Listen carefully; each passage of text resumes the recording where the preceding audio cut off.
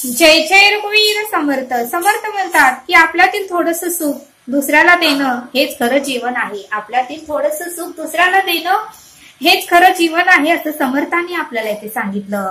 आणि म्हणून समर्थ म्हणतात की आनंद आणि आशीर्वाद सहज आपल्याला मिळतो. आनंद आणि आशीर्वाद मिळण्यासाठी फार कष्ट आणि त्रासही सहन करावा लागत नाही. ते सहज आपल्याला मिळून जातं, पण ते आपण प्राप्त करून घेत नाही असं समर्थांनी आपल्याला इथे सांगितलं. आणि ते समजावून सांगण्यासाठी समर्थ आपल्याला एक बोध देतात. समर्थ म्हणतात की एक आजी होती आणि रेल्वे स्टेशनवर तिची एक छोटीशी झोपडी होती. रेल्वे स्टेशनवर तिची एक छोटीशी झोपडी होती आणि त्या झोपडीमध्ये ती राहत होती. आणि सायकल भाड्याने तिथे सायकल भाड्यात ठेवून घ्यायचं ते काम करत होती. आणि महिन्याला त्या लोकांकडून ते 100 रुपये घेत होती. दर महिन्याला ती त्या सायकल ठेवणाऱ्यांकडून 100 रुपये घेत होती. असं तिचा रोजचा व्यवसाय होता, रोजचं काम होतं. आणि मग एक दिवशी मात्र एक व्यक्ती सायकल घेण्यासाठी त्या आजीकडे आला आणि त्याने आपली सायकल घेऊन चालला. त्यावेळेस त्या आजीने त्या मुलाला हाक मारली आणि ती आजी त्या मुलाला म्हणाली, अरे बाळा, रोज तू येतोय, सायकल लावतोयस आणि परत ही सायकल घेऊन जातोयस. मी बघते, पण तुझं नाव काय ते तरी सांग. त्यावेळेस त्या मुलाने त्या आजीला नाव सांगितलं. आजी, माझं नाव संदीप आहे. मी इथे जवळच कॉलेजमध्ये शिक्षण घेण्यासाठी येतोय. त्यावेळेस आजी ठीक आहे म्हणाली. आणि आजीचं लक्ष मात्र संदीपने अडकवलेल्या बॅगेकडे गेलं. आणि आजी त्या संदीपला म्हणाली, अरे बाळा, तुझ्या डब्यात काय शिल्लक आहे का? त्यावेळेस तो संदीप म्हणाला, नाही आजी, डब्यात काही शिल्लक नाही. त्यावेळेस आजीला थोडं वाईट वाटलं आणि संदीपला आजी म्हणाली की मला खूप भूक लागलेली आहे. त्यावेळेस संदीपलाही वाईट वाटलं की कोणीतरी आपल्याकडे काहीतरी मागते आणि आपल्या डब्यात मात्र काही नाही, डबा मात्र रिकामा आहे. त्यावेळेस संदीपलाही वाईट वाटलं आणि आजी म्हणाली, बरं ठीक आहे म्हणाली. आणि संदीप ही निघून गेला घरी. आजीलाही असं वागणं बरोबर वाटत नव्हतं, पण आजीला भूक फार लागली होती आणि भूक माणसाला काहीही करून घेते असं समर्थांनी आपल्याला ते सांगितलं. संदीप घरी गेला आणि घडलेला सर्व प्रकार त्याने त्याच्या आई आणि वडिलांना सांगितला. घडलेला सर्व प्रकार त्याने आपल्या आईला सांगितला आणि आईनेही दुसऱ्या दिवशी संदीपला 2 डबे बनवून दिले. आणि संदीपला त्याची आई म्हणाली की एक डबा तू खा आणि एक डबा त्या आजीला दे. त्यावेळी संदीपलाही आनंद झाला आणि संदीपने दुसऱ्या दिवशी 2 डबे घेतले आणि तो सायकल लावण्यासाठी रेल्वे स्टेशनवर आजीच्या झोपडीकडे गेला आणि आपली सायकल लावली. आजी तेथे झोपली होती. संदीपने आजीला उठवलं आणि संदीपने आणलेला एक डबा आजीला दिला आणि आजीला सांगितलं, आजी, हा डबा माझ्या आईने बनवून दिला आहे. हा स्वयंपाक गरम गरम तुमच्यासाठी करून दिलेला आहे आणि तुम्ही जेवण करून घ्या. त्यावेळेस आजीलाही फार आनंद वाटलं. आपलीच व्यक्ती कोणतरी आहे आणि प्रेमाने आनंदाने माझ्यासाठी डबा घेऊन आले असं आजीला वाटलं आणि आजीच्या डोळ्यातून आनंद अश्रू येऊ लागले. त्यावेळेस संदीप म्हणाला, आजी, तुम्ही रडू नका. मी जोपर्यंत ह्या कॉलेजमध्ये शिक्षण घेतोय तोपर्यंत मी तुमच्यासाठी रोज सकाळ आणि संध्याकाळ डबा आणत जाईल. त्यावेळेस आजीला फार आनंद झाला. आजीनेही जेवण केलं. संदीप ही आपल्या कॉलेजमध्ये निघून गेला आणि ज्यावेळेस संदीप संध्याकाळी आला त्यावेळेस संदीपने संध्याकाळचाही डबा आजीला दिला आणि आजीने संध्याकाळचंही जेवण केलं. असा रोजचा नियम संदीपचा आणि आजीचा चालूच होता. एक दिवशी मात्र संदीपचं लक्ष आजीकडे गेलं. आजीने मात्र डबा उघडल्यानंतर त्या डब्यातली एक चपाती खाल्ली आणि एक चपातीचे बारीक तुकडे करून तिने थोडं लांब अंतरावर जाऊन एका भिंतीवर ठेवलं आणि वाटीमध्ये एक थोडंसं पाणी ठेवलं. हे संदीपनं पाहिलं. रोज संदीप पाहत होता आणि थोडा वेळ झालं की तेथे असंख्य चिमण्या आल्या, भरपूर चिमण्या आल्या आणि त्या चिमण्या एक एक चपातीचा तुकडा उचलून परत झाडावर जात होत्या, पाणी पित होत्या. असं रोजचं चालू होतं. त्यावेळी संदीपला फार आनंद वाटत होता की आजी स्वतःचाच विचार करत नाही. असंख्य चिमण्याही भुकेलेल्या असतील त्यांचाही आजी विचार करते. त्यावेळी संदीपलाही आजीचा खूप अभिमान वाटला की आजी स्वार्थी नाहीयेत, स्वतःबद्दलच विचार करत नाही तर चिमण्यांचा, मुक प्राण्यांचाही त्या विचार करतात असं संदीपला वाटू लागलं.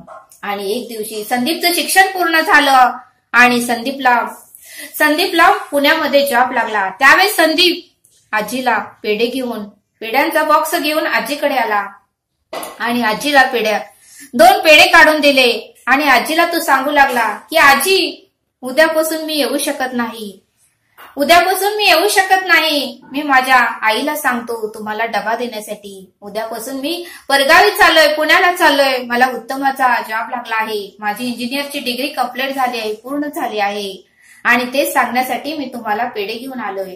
त्यावेळेस आजीनेही संदीपला भरभरून आशीर्वाद दिला की तू मोठा साहेब होशील, तुझ्या सर्व इच्छा पूर्ण होतील आणि तुलाही जीवनामध्ये काहीही कमी पडणार नाही.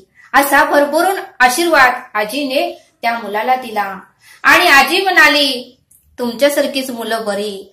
माझ्या पोटच्या पोराने मला इथे महालक्ष्मीचं दर्शन घेण्यासाठी घेऊन आला. माझा पोटचा मुलगा मला माझ्या महालक्ष्मीचं मंदिराचं दर्शन घेण्यासाठी आला आणि मी दर्शन घेतलं आणि तो थोड्या वेळेनेच येतो म्हणून जो मला इथे रेल्वे स्टेशनवर सोडून निघून गेला ते आज 5 वर्ष झालं तर तो मला पाहायलाही आला नाही आणि मला घेऊन जायलाही आला नाही असं आजी त्या संदीपला म्हणाली. त्यावेळेस संदीपलाही वाईट वाटलं आणि त्यामुळेच मी माझं जीवन असं जगत आहे. ती आजी 75 वयाची होती, खूप थकलेली होती, केस पिकलेले होते. होत नव्हतं तरीही ती जेवढं आपल्याकडून काम होईल तेवढं ती करायची आणि गप बसायची. संदीप निघून गेला परगावी आणि 5 वर्षांनी परत संदीप आजीला भेटण्यासाठी तिथे आला. 5 वर्ष झाल्यानंतर संदीप आजीला भेटण्यासाठी आला होता. कारण संदीप मोठ्या पदावर गेला होता, साहेब झाला होता, आजीचा आशीर्वाद खरा ठरला होता. त्याची सर्व स्वप्न पूर्ण झाली होती आणि म्हणून त्याला आजीची आठवण झाली आणि तो म्हणाला, गावाकडे गेल्यानंतर मी आजीलाही नक्कीच भेटणार.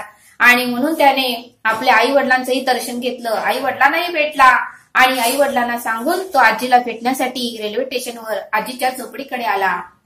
आणि आजीच्या झोपडीकडे आज जाऊन पाहिलं त्यानं तर त्या झोपडीमध्ये आजी नव्हती. त्या झोपडीला कुलूप होतं. आणि मग संदीपला काहीच कळेना, कारण काही जरी झालं तरी संदीपला आजीला भेटायचंच होतं, आजीशी बोलायचंच होतं. पण आजी मात्र तेथे नव्हती. त्यावेळी संदीपला वाईट वाटू लागलं. काय करायचं, कोणाला विचारायचं. आणि दूरवरच एक चहाची टपरी होती. संदीपने विचार केला की या टपरीवाल्याला तर विचारूया.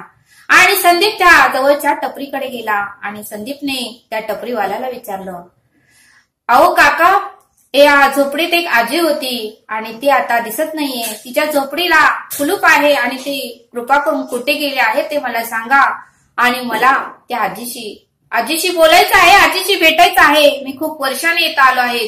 5 वर्ष झाली मी परगावीच होतो आणि मला आजीशी बोलायचं आहे. त्या आजी कुठे आहे, कृपा करून सांगा. त्यावेळेस तो टपरीवाला म्हणाला, अरे त्या आजी गेले 2 महिने झालं त्या वारल्या आहेत. त्या आजी आता या जगामध्ये नाहीत, त्या वारल्या आहेत आणि आता येथे कोणीही नाही. त्यावेळेस संदीपला वाईट वाटलं आणि संदीपने साहेब झाला होता म्हणून आपल्या हातामध्ये मोठा पेड्याचा बॉक्स आणला होता.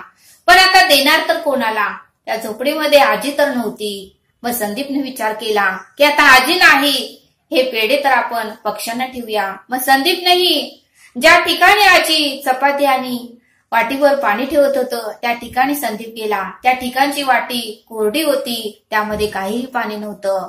त्यावेळेस संदीपनं स्वतःबरोबर आणलेली पाण्याची बाटली, ते बाटलीतलं पाणी काढलं आणि वाटी गच्च भरून ठेवलं आणि स्वतःकडचे आणलेले पेड्याचा बॉक्स पूर्णपणे त्या पक्ष्यांना ठेवला.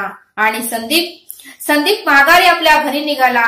आणि थोडं अंतर गेल्यानंतरच संदीपनं शेवटचं तरी पाहावं मागे वळून, म्हणून संदीपनं थोडं मागे वळून पाहिलं तर असंख्य चिमण्या येऊन ते पेढे खात होते आणि ते पाणी पित होते. असंख्य चिमण्या येऊन पेढे खात होते, पाणी पित होते. त्यावेळेस संदीपलाही खूप आनंद झाला आणि संदीपच्या डोळ्यातही आनंद अश्रू येऊ लागले. कारण आजीने जाता जाता त्याला मोठं असं ज्ञान देऊन गेली होती, त्याला आशीर्वाद देऊन गेली होती आणि आजीने त्याला भरपूर काही शिकवून गेली होती आणि त्यामुळे संदीपला आजीची आठवण आली आणि आजीला भेटावं असं वाटत होतं, पण आजी तर या जगामध्ये नव्हती. आणि म्हणूनच समर्थ म्हणतात की दुसऱ्याला जर आपण काही दिलं तर ते आपल्याला आशीर्वाद देतात, आनंद आपल्याला मिळतो. आणि म्हणून समर्थ म्हणतात की आपल्याला इतरांचे आशीर्वाद घेता आलं पाहिजे, इतरांना आनंद देता आलं पाहिजे. आणि त्या संदीपला जीवनातील फार मोठा वास्तव त्या आजी देऊन गेल्या होत्या आणि दिल्याने वाढतच. मग समर्थ म्हणतात मग ते प्रेम असो या दान असो, दिल्याने वाढतच, मग ते प्रेम असो या दान असो. आणि म्हणून समर्थ म्हणतात की आपल्यातील थोडंसं सुख दुसऱ्याला देणं हेच खरं जीवन आहे. आपल्यातील थोडंसं सुख दुसऱ्याला देणं हेच खरं जीवन आहे असं समर्थांनी आपल्याला इथे सांगितलं. कारण आपण येताना काही आणत नाही आणि जातानाही काही नेत नाही, फक्त जाताना नेतो ते आपण कमवलेली पुण्याई, आपण कमवलेलं जे काही आशीर्वाद हेच आपल्या बरोबर येणार आहेत असं समर्थांनी आपल्याला इथे सांगितलं. तरी आता आपण येथेच थांबूया. धन्यवाद. जय सद्गुरू.